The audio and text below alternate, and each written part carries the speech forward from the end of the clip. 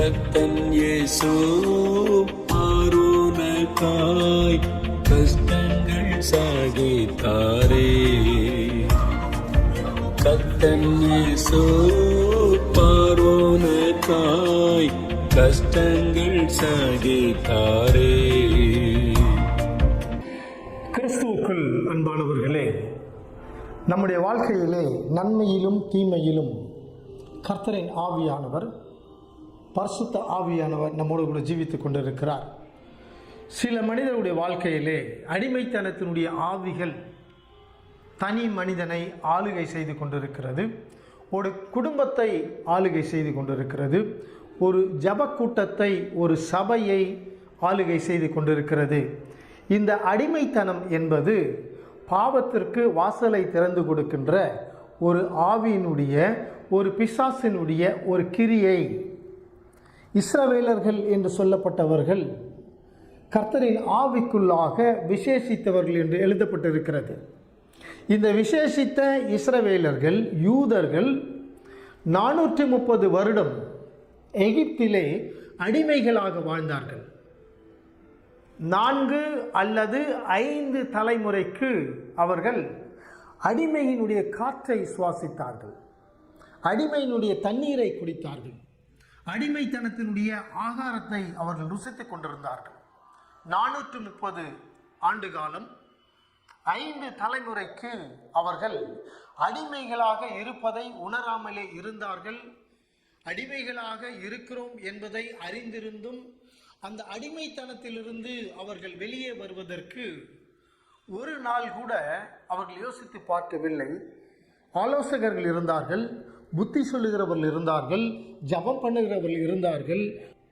இந்த அடிமைப்படுத்துகின்ற ஒரு ஆவி ஒரு ராஜாவுக்குள்ளாக, ஒரு அதிகாரிக்குள்ளாக, ஒரு சபை போதகனுக்குள்ளாக அடிமைப்படுத்துகின்ற ஒரு குணம் கொண்ட ஒரு ஆவி, அசுத்தாவி இருக்கும் என்று சொன்னால் அது சபையை அடிமைப்படுத்துகின்ற ஒரு வேலையை செய்யும். சபையிலே ஜெபிக்கிறவர்கள் இருந்தால் கூட, சபையிலே தீர்க்கதரிசிகள் இருந்தால் கூட, சபையிலே கர்த்தரோடு கூட அனுதினமும் பேசுகின்ற அனுபவங்கள் கொண்டவர்கள் கூட சபையிலே கர்த்தர் சொல்லுவதை செய்ய முடியாத அளவிற்கு சபையானது, சபையினுடைய தலையானது, அந்த சபை போதகன் தீர்க்க தரிசனம் சொல்ல விடுவது கிடையாது. சுகமளிக்கின்ற வரன் பெற்றவர்கள் சபைக்குள்ளாக இருந்தால் கூட மற்றவருடைய சுகத்திற்கு அவர்கள் வழி கொடுப்பது கிடையாது.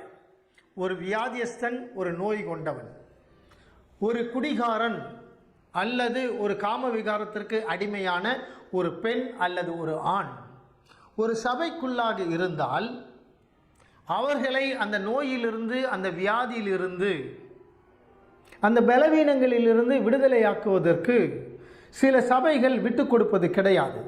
வரன் பெற்றவர்கள், கிருபை பெற்றவர்கள், கர்த்தருடைய பரிசுத்த ஆவினுடைய வல்லமையை தரித்திருக்கின்ற அநேக நீதிமான்கள், அநேக பரிசுத்தவான்கள் சபைக்குள்ளாக இருக்கிறார்கள். ஆனால் அந்த சபையினுடைய போதகனுக்கு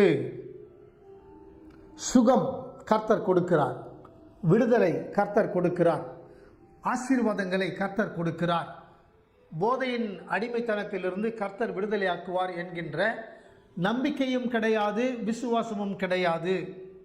ஆனால் கிறிஸ்துவுக்குள்ளாக அப்படிப்பட்ட ஒரு அதிகாரம் இருந்தது என்பதை கிறிஸ்துவின் காலத்திற்கு முன்பாக தீர்க்க தரிசனம் சொல்லப்பட்டது. கிறிஸ்துவின் காலத்திலும் இயேசு அதை செய்து காட்டினார்.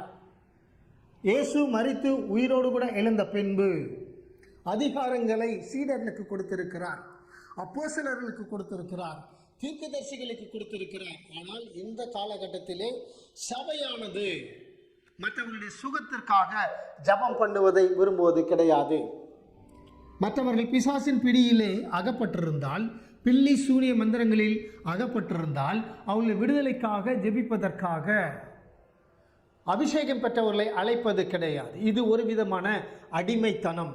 வியாதிப்பட்டவன் வியாதியாகவே இருக்க வேண்டும், நோய் கொண்டவன் நோயோடு கூடவே மறிக்க வேண்டும். இது ஒரு அடிமைத்தனம். நோய் ஒரு மனிதனை அடிமைப்படுத்துகிறது. காம விகாரம், செக்ஸ் ஒரு மனிதனை அடிமைப்படுத்துகிறது, ஒரு பெண்ணை அடிமைப்படுத்துகிறது. கொலை செய்வது ஒரு அடிமைத்தனம், பொய் சொல்லுவது ஒரு அடிமைத்தனம். இஸ்ரவேலர்களை மீண்டுமாக கர்த்தர் அடிமைகளாக பாபிலோன் என்கின்ற ஒரு விசேஷித்த தேசத்திற்குள்ளாக, பாபிலோனிலே இருக்கிற பெல்ஷத்சார் என்கின்ற ஒரு கூட்டம், அந்த பெல்ஷத்சாரினுடைய ஆவிகள், பாபிலோனிய விக்கிரகத்தினுடைய ஆவிகள் அந்த பாபிலோன் தேசத்தை ஆட்சி செய்து கொண்டிருக்கிறது. இஸ்ரவேலர்கள் மேசியாவினுடைய கிறிஸ்துனுடைய ஆவியை கொண்டவர்கள், பரிசுத்த ஆவியானுடைய அனுபவங்களை கொண்டவர்களை மற்ற ஆவிகளின் ஆளுகைகளுக்கு கீழாக யெகோவாகிய கர்த்தரின் ஆவியானவர் 70 ஆண்டு காலமாக அடிமைகளாக அனுப்புகிறார். இங்கே இந்த 70 ஆண்டு காலம் இருந்தவர்கள் ஜெபித்தார்கள். அவர்களுடைய விடுதலைகளுக்காக, அவர்களுடைய சுகத்திற்காக, அவர்களுடைய சந்தோஷத்திற்காக, சுதந்திரமாக சிரிக்க வேண்டும், சுதந்திரமாக ஆலயத்திற்கு செல்ல வேண்டும், சுதந்திரமாக கர்த்தரை வணங்க வேண்டும், எங்கு வேண்டுமானாலும் நான் செல்ல வேண்டும், அந்த அதிகாரம் எங்களுக்கு வேண்டும் என்பதற்காக இஸ்ரவேலர்கள் பாபிலோனிலே ஜெபித்தார்கள். இப்படி விடுதலைக்காக ஒரு வாலிபர் கூட்டம், தானியேலும் சாத்ராக் மேஷாக் ஆபேத் நேகோ, இவர்களும் ஜெபித்தார்கள். கிறிஸ்துவுக்குள் அன்பானவர்களே, உங்களுடைய விடுதலைகளுக்காக நீங்கள் ஜெபித்து இருக்கிறீர்களா? சபையினுடைய விசுவாசிகளினுடைய அடிமைத்தனத்திலிருந்து அவர்கள் வெளியே வர வேண்டும் என்பதற்காக சபையானது குடிபோதைக்கு, கஞ்சா போன்ற, புகையிலை போன்ற அடிமைத்தனத்தினுடைய போதைக்கு அடிமைகளாக இருக்கின்ற வாலிப பெண்களுக்காக, வாலிபர்களுக்காக ஜெபிக்கின்ற சபை. கல்லூரியிலே படிக்கின்ற மாணவர்களுக்கும் போதையினுடைய அடிமைத்தனத்திலிருந்து, செக்ஸினுடைய அடிமைத்தனத்திலிருந்து அவர்கள் விடுதலையாக வேண்டும். அந்த விடுதலைக்காக விசேஷித்த கூட்டங்கள் நடத்தப்பட வேண்டும். சிம்சோன் என்கின்ற ஒரு வாலிபன், நசரேய பாரம்பரியத்திலே பக்தியாக வளர்க்கப்பட்டவன். அவன் பராக்கிரம் நிறைந்தவன். அவனை பார்த்தால் பெலிஸ்தியர்கள் நடுநடுங்கினார்கள். ஆனால் அவனுக்குள் இருந்த ஒரு அடிமைத்தனத்தினுடைய ஆவி, காம விகாரத்தினுடைய ஆவி, சரீர இச்சை, விபச்சாரிகளோடு கூட சென்று தன்னுடைய சரீரத்தை திருப்திப்படுத்துவது, இந்த காரியங்கள் எல்லாம் அபிஷேகம் பெற்றவர்கள் செய்கிறார்கள். சிம்சோனை பாருங்கள், மரிக்கும் வரை அவனுடைய அபிஷேகம் இன்னது என்பதை அவன் அறியாமல் இருந்தான். அப்படிப்பட்ட ஒரு அபிஷேகம் வேற எந்த ஒரு மனிதனுக்கும், எந்த ஒரு வாலிபனுக்கும் கொடுக்கப்படவில்லை. என்ன ஒரு பரிதாபம்!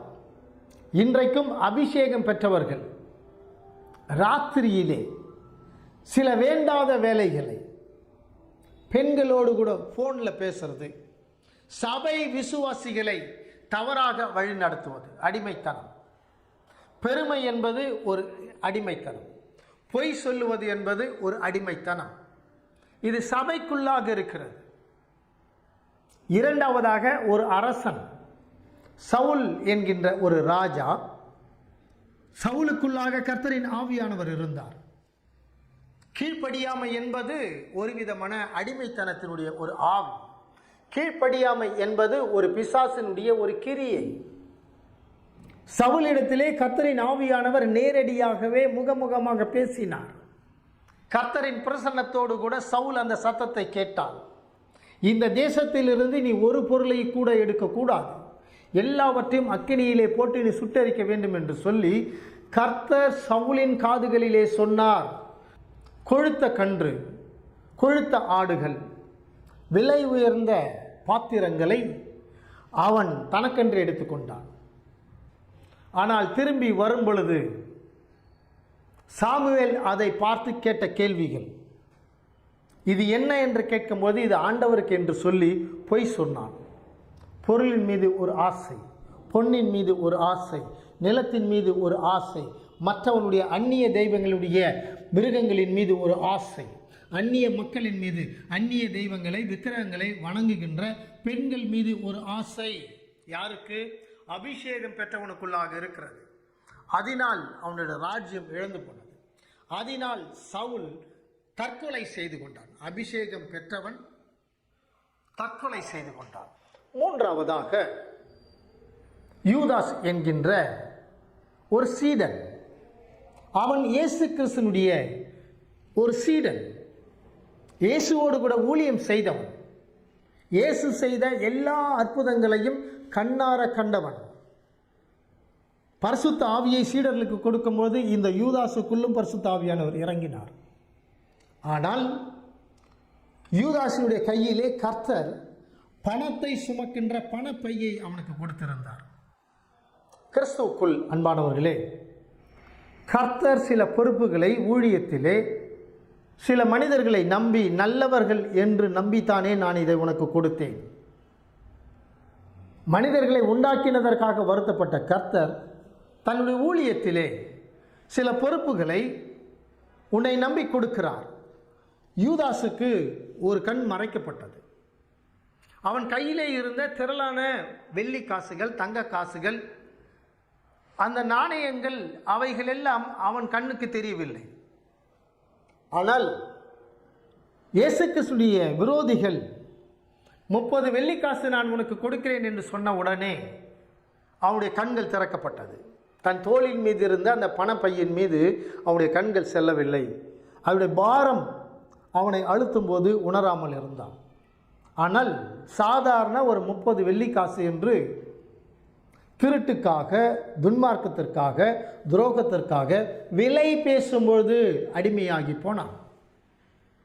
இன்றைக்கும் அநேகர் கிறிஸ்துவுடைய ஊழியத்திலே, அரசாங்கத்திலே, தொழிலிலே, உங்களுடைய அதிகாரிகள், உங்களுடைய இயக்குனர்கள், உங்களுடைய தொழில் முதலாளிகள் உங்களை நம்பி சில பொறுப்புகள் கொடுக்கும் பொழுது அந்த பொறுப்புகளின் மீது நீங்கள் கவனமாக இருங்கள். உங்களை மற்றவர்கள் விலை பேசும் பொழுது ஒரு கம்பெனியுடைய ரகசியம், ஒரு ஊழியத்தினுடைய ரகசியம், ஒரு தனி மனிதனுடைய தொழிலினுடைய ரகசியங்களை மற்றவர்கள் கேட்கும் பொழுது பணத்திற்கு நீங்கள் விலை போகாதிருங்கள். பணத்திற்கு நீங்கள் விலை போனால் நீங்கள் பணத்திற்கு அடிமைகளாகி விடுவீர்கள். பணத்திற்கு நீங்கள் அடிமைகளானால் பாவத்திற்கு நீங்கள் அடிமைகள் ஆவீர்கள். பாவம் செய்கின்ற எந்த ஒரு ஆத்துமாவும் சாகும் என்று வேதம் சொல்லுகிறது. பாவத்தினுடைய முடிவு மரணம். பாவத்தினுடைய முடிவு தீராத ஒரு வியாதி. இயேசு இந்த பாவத்தின் அடிமைத்தனத்தை குறித்து இயேசு என்ன சொல்லுகிறார்?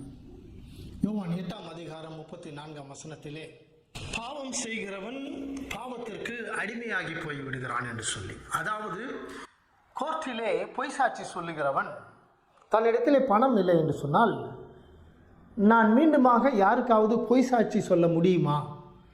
பொய் சாட்சி சொன்னால் எனக்கு பணம் கிடைக்கும். அடிமைத்தனம். ஒரு பெண் ஒரு ஆணுக்கு அடிமையானால் அந்த ஆண் அந்த பெண்ணை தொடர்ந்து அடிமைப்படுத்தி கொண்டே இருக்கிறான். எதை கொண்டு? ஒரு முறை அந்த பெண் அந்த ஆண் இடத்திலே தவறு செய்தால் அதை அந்த வாலிபன் தவறாகவே உபயோகப்படுத்துகிறான். அப்படி அந்த பெண் இந்த வாலிபன் சொல்வதை கேட்கவில்லை என்று சொன்னால் அந்த அடிமைத்தனத்தினுடைய ஆவி அந்த பெண்ணை மிரட்டுகிறது. என்னவென்று, நான் சொல்லுவதை நீ செய்யவில்லை என்று சொன்னால், நான் கேட்கிற பணத்தை நீ கொடுக்கவில்லை என்று சொன்னால், நீயும் நானும் சேர்ந்து எடுத்துக்கொண்ட அந்த புகைப்படத்தை, அந்த வீடியோவை நான் வெளியிடுவேன் என்று மிரட்டுகிறான். அங்கே அந்த பெண் பெற்றோருக்கு பயந்து, உலகத்திற்கு பயந்து, சபைக்கு பயந்து, அதிகாரிகளுக்கு பயந்து அடிமையாக விலை போகிறாள். இலவசமாக கேட்கிற பணத்தை மிரட்டி பிடுங்குகிறார்கள். வரதட்சணையும் இப்படித்தான். திருமணம் செய்கின்ற ஒரு ஆண் திருமணம் செய்கின்ற ஒரு பெண்ணை விலை பேசுகிறான். 100 ஏக்கர் நிலம், 500 சவரன் தங்க நகைகள், இவைகளோடு கூட சொந்தமாக ஒரு வீடு, இவைகளோடு கூட ரீசெண்டாக ரிலீஸ் ஆன கார் எனக்கு வேண்டும் என்று சொல்லி அவர்கள் விலை பேசுகிறார்கள். திருமணம் ஆன பின்பு இன்னும் பணத்தை கேட்டு மிரட்டுகிறார்கள். இல்லை என்று சொன்னால் அந்த பெண்ணை மிரட்டுகிறார்கள். இது ஒரு அடிமைத்தனத்தினுடைய ஒரு ஆவி. வாலிபனை நம்பின ஒரு பெண்ணை வாலிபன் மிரட்டுகிறான். கணவனை நம்பின ஒரு பெண்ணை வரதட்சணை என்கின்ற பெயரினாலே, பணத்தின் ஆசையினுடைய அடிமைத்தனத்தினாலே, நகைக்கு அவன் விலை போனதினாலே, நிலத்தின் மீது அவனுக்கு ஆசை இருப்பதினாலே, அடிமைத்தனத்தினுடைய ஆவி அவனை இப்படியாக ஒரு பெண்ணை மிரட்டி துன்புறுத்தி பணம் பிடுங்க செய்கிறது. இப்படிப்பட்ட ஆவியை கொண்டவர்கள் சபைக்குள்ளாக சபையினுடைய வாலிபர்களாக இருக்கிறார்கள். இப்படி பணம் கேட்டு பிள்ளைகளை மிரட்டி தற்கொலைக்கு தூண்டுகிறார்கள். இவன் ஒரு பாவம் செய்கிறான். இந்த பாவத்திற்கு கீழ்ப்படியாத ஒரு பெண்ணை தற்கொலையினுடைய ஆவிக்குள்ளாக இவன் ஆயத்தப்படுத்தி அந்த பெண்ணை பயமுறுத்தி தற்கொலை செய்ய தூண்டுகிறான். பாவத்திற்கு அடிமையானவன், பாவம் செய்கிறவன் பாவத்திற்கு அடிமையாகிறான். எனக்கு தெரிந்த ஒரு குடும்பம் உண்டு. தகப்பனும் மகனும் சேர்ந்து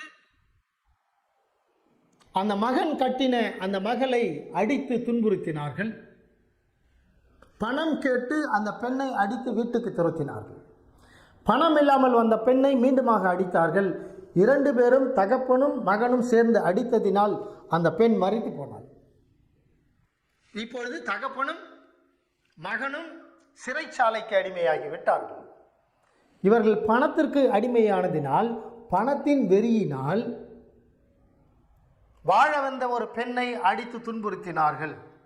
அந்த பெண்ணும் மரித்து போனால் இவர்கள் உலகத்திலே வாழக்கூடாது என்று சொல்லி இந்திய நாட்டினுடைய சட்டத்தின்படி அவர்கள் இருவரும் கொலைகாரர்களாக, வரதட்சணையினுடைய கொடுமை நிமித்தமாக அந்த பெண் செத்தாள் என்கின்ற சட்டத்திலே சிறைச்சாலைக்குள்ளாக, கொசுக்கடிக்குள்ளாக, அலுமினிய தட்டிலே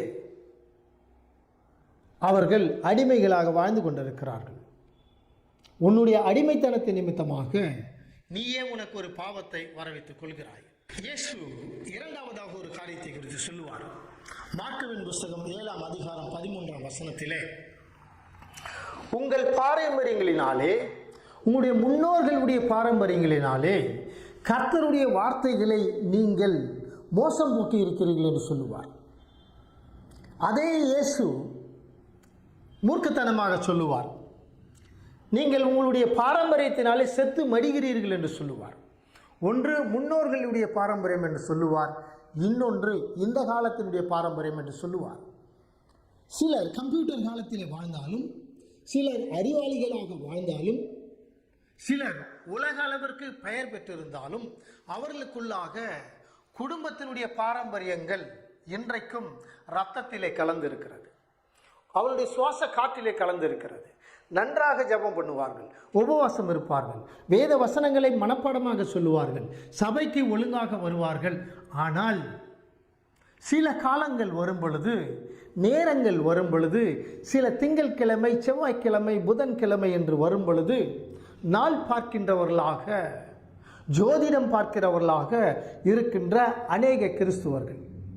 இந்த ஜோதிடம், இந்த நாடி பார்ப்பது, நாள் பார்ப்பது என்பது முற்காலத்திலே இருந்தது, இல்லை என்று சொல்ல முடியாது. ஆனால் இந்த பொற்காலத்திலே, அறிவின் காலத்திலே, ஞானத்தின் காலத்திலே, பக்தி விருத்தியினுடைய காலத்திலே அந்த முற்பிதாக்களுடைய பாரம்பரியங்கள், செவ்வாய்க்கிழமையிலே கிறிஸ்துவர்கள் ஏழைகளுக்கு உதவுவது கிடையாது. செவ்வாய்க்கிழமையிலே ஆலயங்களிலே விசேஷித்த கூட்டங்கள் நடந்தால் காணிக்கை கொண்டு வருவது கிடையாது. இது யார் கற்றுக் கொடுத்தது? வெள்ளிக்கிழமையிலே விளக்கு வைத்த பின்பு ஏழைகளுக்கு உதவுவது கிடையாது. யார் சொல்லிக் கொடுத்தது? இயேசுநாதர் சொன்னாரா? அமாவாசை அன்றைக்கு நான் ஆலயத்திற்கு சென்று மெழுகுவர்த்தி ஏற்ற வேண்டும், கட்டாயமா? இயேசுநாதர் அப்படி சொல்லி இருக்கிறாரா?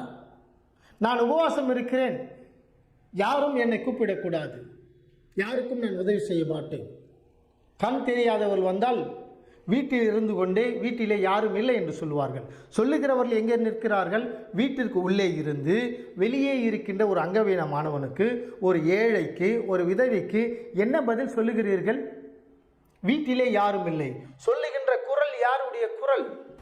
கிறிஸ்துவ வேதம் வேறு ஒன்றும் சொல்லியிருக்கிறது. இந்த கலாத்தியர் 4ஆம் அதிகாரம் 3ஆம் வசனத்திலே உலகத்திலே சில விதமான தொழுகைகள் நடக்கிறது, ஆராதனைகள் நடக்கிறது, வழிபாடுகள் நடக்கிறது. அந்த வழிபாடுகளிலே கிறிஸ்துவர்கள் இணைந்து கொள்கிறார்கள். வழிபாடு விக்கிரகத்தினுடைய வழிபாடு, அமாவாசையினுடைய வழிபாடு, பௌர்ணமிக்கென்று ஒரு விசேஷித்த வழிபாடுகளை அந்நிய தெய்வத்தை வணங்குகிறவர்கள், விக்கிரகங்களை வணங்குகிறவர்கள், பிசாசுகளை வணங்குகிறவர்கள், முன்னே மரித்து போன மனிதர்களை தெய்வமாக வணங்கி கொண்டிருக்கின்றவர்களுக்கு ஒரு விசேஷித்த ஆராதனைகள் நடந்து கொண்டிருக்கிறது. அங்கே கிறிஸ்துவர்களுக்கு என்ன வேலை?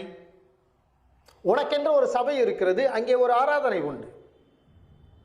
அது பரிசுத்த ஆவியானவரை அலங்காரம் பண்ணுகின்ற ஒரு ஆராதனை.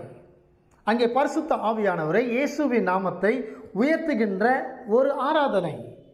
இந்த ஆராதனையிலே கலந்து கொள்ளாமல் உலகம் வழிபடுகின்ற, அந்நிய தெய்வங்களை வணங்குகின்ற ஆராதனைகளிலே சில கிறிஸ்துவர்கள் மயங்கி போயிருக்கிறார்கள்.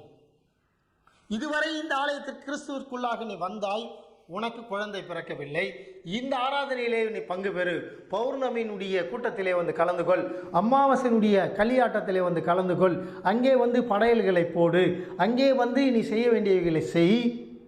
கிறிஸ்துவ தேவாலயத்திலே கிடைக்காததை, கிறிஸ்து கொடுக்காததை இந்த பிசாசுகள் உனக்கு கொடுக்கும் என்று சொல்லி அநேகர் தவறான ஆலோசனை கொடுப்பதினால் அதை கிறிஸ்துவர்களும் கடைபிடித்துக் கொள்கிறார்கள். இது கலாத்திய சபையிலே நடந்த ஒரு அக்கிரமத்தை, அந்த பட்டணத்திலே நடந்த ஒரு அநியாயத்தை சபைக்குள்ளாக பேசுகிறார்கள். கிறிஸ்துவுக்குள் அன்பானவர்களே, இன்றைக்கும் இந்த எச்சரிக்கை இந்த 2024 சபைக்கு தேவையாக இருக்கிறது. இவைகள் எல்லாம் ஒரு விதமான அடிமைத்தனங்கள். பாவம் என்பது ஒரு அடிமைத்தனம். அது உன்னை நரகத்திற்கு இழுத்துச் செல்லும். உலக மயக்கம், உலக ஆராதனை ஒரு அடிமைத்தனம். அதை விட்டு வெளியே வருவதற்கு மனிதர்களுக்கு பயம். அந்த உலகத்தினுடைய அந்நிய தெய்வங்களுடைய ஆராதனையிலிருந்து நான் வெளியே வந்தால் அந்த ஆவிகள் என்னை கொன்று போடும் என்கின்ற ஒரு பயம். இயேசு கிறிஸ்துடைய வாழ்க்கையிலே, அந்த வாலிப நாட்களிலே, பிலிப்பியர் 2ஆம் அதிகாரம் 7ஆம் வசனத்திலே இயேசு அடிமையின் ரூபம் எடுத்து, அவர் பிறப்பில் அடிமை இல்லை, அவருடைய வாழ்க்கையில் அடிமைத்தனங்கள் கிடையாது. ஏனென்று சொன்னால் பிதாவின் ஆவியானவரை ஒருவரும் அடிமைப்படுத்த முடியாது. ஏனென்று சொன்னால் பரிசுத்த ஆவியானவரை, மேசியாவாகிய கிறிஸ்துவை ஒருவரும் அடிமைப்படுத்த முடியாது. அவர் சுவாதீனர், அவர் விடுதலையின் சுதந்திரத்திற்கு பாத்திரவான். எனவே நமக்கு, இயேசுவை ஏற்றுக்கொண்டவர்களுக்கு அடிமைத்தனத்தின் ஆவியை தராமல் புத்திர சுவிகாரத்தின் ஆவியை, சுதந்திரத்தின் ஆவியை கர்த்தர் நமக்கு கொடுத்திருக்கிறார். இந்த பிலிப்பியர் 2ஆம் அதிகாரம் 7ஆம் வசனத்திலே அவர் தானே தம்மை மாற்றிக்கொண்டார். சுதந்திரமாக அவருடைய இஷ்டத்திற்கு வாழ வேண்டியவர். எந்த ஆவிக்கும் நான் அடிமை இல்லை, ஆனால் என்னுடைய மக்கள் மீட்கப்பட வேண்டும் என்பதற்காக அவர் தாழ்மை என்னும் அடிமையின் ரூபத்தை எடுத்தார். மரண பரியந்தம் தன்னை தாழ்த்தினார். தன்னைத்தான் தாழ்த்துகிறவன் உயர்த்தப்படுவான். உங்களுடைய வாழ்க்கையிலே உங்களுக்குள் ஒரு அடிமைத்தனம் உங்களை ஆட்சி செய்து கொண்டிருக்கிறது என்று சொன்னால், ஒரு அடிமையின் ஆவி உங்களை கட்டி வைத்திருக்கிறது என்று நீங்கள் உணர்ந்தால், இயேசுவை போல நீங்கள் உங்களையே இயேசுக்குள்ளாக தாழ்த்துங்கள். நீங்கள் உங்களை தாழ்த்தும் பொழுது பரிசுத்த ஆவியானவர் உங்களுக்குள்ளே கடந்து வந்து உங்களுடைய அடிமைத்தனத்தின் ஆவியிலிருந்து உங்களை விரட்டுவார். அந்த அடிமைத்தனத்தின் ஆவியிலிருந்து உங்களுக்கு ஒரு விடுதலையை கொடுப்பார். இயேசு கிறிஸ்துவுக்கு கொடுக்கிற அந்த பரிசுத்த ஆவி உங்களுக்குள்ளாக கடந்து வரும் பொழுது நீங்கள் புத்திர சுவிகாரத்தின் அதிகாரத்தை, இந்த உலகத்தை உண்டாக்கின கர்த்தரின் ஆவியானவருடைய பிள்ளையாக மாறுகிறீர்கள். அந்த பரிசுத்த ஆவியானவரே உங்களுக்குள்ளாக இருந்து உங்களை அடிமைப்படுத்துகின்ற அந்த ஆவியோடு கூட யுத்தம் பண்ணி, அது எந்த வகையான அடிமைத்தனத்தின் ஆவியாக இருந்தாலும் அதை கர்த்தரின் ஆவியானவர் மேற்கொள்ளுவார். எனவேதான் வசனம் இதை மேற்கோள் காட்டுகிறது. கர்த்தரின் ஆவியானவர் எங்கேயோ அங்கே விடுதலை உண்டு. குமாரனாகிய இயேசு உனக்காக அவர் தாழ்மையின் ரூபம் எடுத்தார். அந்த இயேசு உனக்குள்ளாக இருக்கும் பொழுது இந்த உலகத்தில் இருக்கிறவனை காட்டிலும் என்னிலே இருக்கிறவர் பெரியவர் என்கின்ற ஒரு வார்த்தையை உங்களுக்கு உச்சரிக்க சொல்லுவார். கர்த்தரே உங்களுக்காக யுத்தம் பண்ணுவார். இயேசு உங்களை விடுதலை ஆக்கினால் கண்டிப்பாக நீங்கள் விடுதலை ஆவீர்கள். கிறிஸ்துவுக்குள் அன்பானவர்களே, கிறிஸ்துவல் அல்லாத வாலிப பிள்ளைகளே, பிராண்டிக்கும் விஸ்கிக்கும் கஞ்சாவுக்கும் அடிமையாக வாழ்ந்து கொண்டிருக்கிறவர்களே, பெண்களே, உங்களுடைய அடிமைத்தனத்திலிருந்து கர்த்தர் வெளியே வர இன்றைக்கு உங்களை அழைக்கிறவராக இருக்கிறார். தாழ்மையின் ரூபம் எடுத்த இயேசு அவர் குற்றவாளி அல்ல. இயேசு கிறிஸ்து எந்த ஒரு ஆவிக்கும் அடிமைப்பட்டவர் கிடையாது. வானோர் பூதலத்தோருடைய முழங்கால்கள் எல்லாம் அவருக்கு முன்பாக முடங்கும். ஆண்டவரே தெய்வம் என்று சொல்லி வானத்திற்கு மேல் வானத்திற்கு கீழ், பூமிக்கு மேல் பூமிக்கு கீழ் இருக்கிற எல்லா நாவுகளும் இயேசுதான் உண்மையான தெய்வம் என்று அறிக்கை பண்ணுகின்ற அந்த அதிகாரம் அறிக்கை பண்ணி கொண்டிருக்கிறது. உங்களுக்கு பூரணமான ஒரு சந்தோஷம், ஒரு சமாதானம், ஒரு சுதந்திரம், ஒரு மகிழ்ச்சியின் வாழ்க்கை வேண்டுமா? உலகத்தில் இருக்கிற எல்லோரும் உங்களை நேசிக்க வேண்டுமா? இயேசுவை நேசியுங்கள், இயேசுவை ஏற்றுக்கொள்ளுங்கள், இயேசுவுக்கு முன்பாக உங்களை நீங்களே தாழ்த்துங்கள். கர்த்தர் உங்களை ராணிகளாக, ராஜாக்களாக, ஞானிகளாக, தீர்க்கதரிசிகளாக உங்களை உயர்த்துவார். அப்படிப்பட்ட கிருபைகளை பெற்றுக்கொள்ள ஆண்டவர் உங்களை ஆசீர்வதிப்பாராக. ஆமென். கிறிஸ்துவ பிள்ளைகளே, கிறிஸ்துவ அல்லாதவர்களே, மற்ற மதத்தை சார்ந்தவர்களே, அடியேன் 35 ஆண்டுகளுக்கு மேலாக குஷ்ரோகிகள் என்று சொல்லப்பட்ட அந்த தொழு நோயாளிகளுக்கு நான் சேவை செய்து வருகிறேன். எப்படிப்பட்ட ஒரு சேவை! அவர் சரீரத்தில் இருக்கிற புண்களை துடைத்து அந்த காயங்களுக்கு மருந்து வைத்து கட்டி அதை ஆற்றுவது. அவர்களுக்கு விரல்கள் இல்லாததினாலே, கால்களிலே விரல்கள் இல்லாததினாலே அவர்களால் ஓடி ஓடி வேலை செய்ய முடியாது, உழைக்க முடியாது.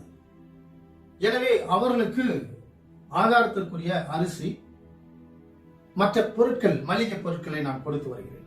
இவைகளோடு கூட சாதாரணமாக எனக்கு வருகின்ற தலைவலி, உங்களுக்கு வருகின்ற காய்ச்சல் அவர்களுக்கும் வரும். இப்படிப்பட்ட சர்ம வியாதிகளிலிருந்து, சரீர நோய்களிலிருந்து விடுதலை அடையும்படியாக மருந்து மாத்திரைகளை நான் கொடுத்து வருகிறேன். மாதங்கள் தோறும் இவைகள் எல்லாம் தொடர்ந்து நடந்து கொண்டிருக்கிறது. எனக்கு அருளப்பட்டிருக்கின்ற கர்த்தருடைய வார்த்தை ஏசாயாவின் புஸ்தகம் 40ஆம் அதிகாரம் 1ஆம் வசனத்திலே, ஆற்றுங்கள் தேற்றுங்கள் என் ஜனத்தை என்று கர்த்தர் உரைக்கிறவராக இருக்கிறார். ஆற்றுங்கள் தேற்றுங்கள் என்று யாரை பார்த்து சொல்லுகிறார்? உதவியற்றவர்கள், நடக்க முடியாதவர்கள், தொழுநோய் காயங்களினால், புண்களினால், வலியினால் அழுது கொண்டிருக்கிறவர்கள், புலம்பிக் கொண்டிருக்கிறவர்களுக்கு உதவி செய்ய வேண்டும் என்று கர்த்தருடைய வசனம் பேசுகிறது. உதவி செய்ய முடிந்தவர்கள் நீங்கள் நேராக எந்த பகுதியிலே நீங்கள் இருக்கிறீர்களோ அந்த பகுதியில் இருக்கின்ற தொழு நோயாளிகளுக்கு, அந்த காலனிகளுக்கு, மலை அடிவாரங்களுக்கு நீங்கள் சென்று உதவிகளை செய்யுங்கள். எனக்கும் இந்த ஊழியத்திற்கு நீங்கள் உதவி செய்யுங்கள், ஜெபம் பண்ணுங்கள்.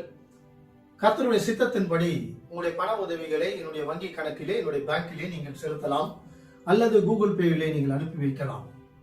இப்படி நீங்கள் பணமாக கொடுக்கும்போது நாங்கள் பொருளாக வாங்கி மருந்து மாத்திரைகள், பஞ்சு, பேண்டேஜ் போன்றவற்றை நாங்கள் அவர்களுக்கு கொடுப்போம். ஆகாரத்திற்குரிய பொருட்களையும் நாங்கள் கொடுத்து வருகிறோம். தொடர்ந்து நீங்கள் ஜெபம் பண்ணுங்கள். ஒற்றுமையாக என் ஊழியத்திலே இணைந்து எனக்கு உதவி செய்யுங்கள்.